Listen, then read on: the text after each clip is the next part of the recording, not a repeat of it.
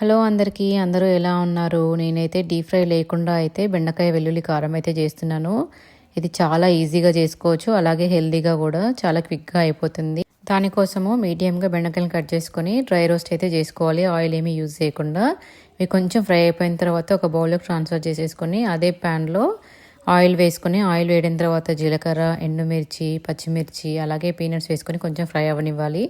అవి ఫ్రై అయిపోయిన తర్వాత కర్రీ లీవ్స్ కూడా వేసుకొని అలాగే పసుపు కూడా వేసుకొని మిక్స్ చేసేసుకొని ఇందాక ఫ్రై చేసుకొని పక్కన పెట్టుకున్న బెండకాయ ముక్కలు కూడా వేసేసుకొని ఫ్రై చేసుకోవాలి. అది ఫ్రై అయ్యేలోపు దానికోసము మసాలా ప్రిపేర్ చేసుకుందాము. దానికోసం ఒక 2-3 రెబ్బలు వెల్లుల్లి, సాల్ట్, చిల్లీ పౌడరు అలాగే కొరియండర్ పౌడర్ వేసేసుకొని కచ్చా పచ్చలాగా చేసేసుకోవాలి. బెండకాయలు మంచిగా ఫ్రై అయిపోయినాయి. ఇప్పుడు ఇందులో ఇందాక ప్రిపేర్ చేసుకున్న మసాలాను వేసేసుకొని ఫ్రై చేసుకోవాలి. మీడియం ఫ్లేమ్లో పెట్టేసుకొని బెండకాయ మంచి క్రిస్పీకి వచ్చిన తర్వాత అందులో కొరియండర్ వేసేసుకొని స్టవ్ ఆఫ్ చేసుకుంటే వెల్లుల్లి బెండకాయ కర్రీ అయితే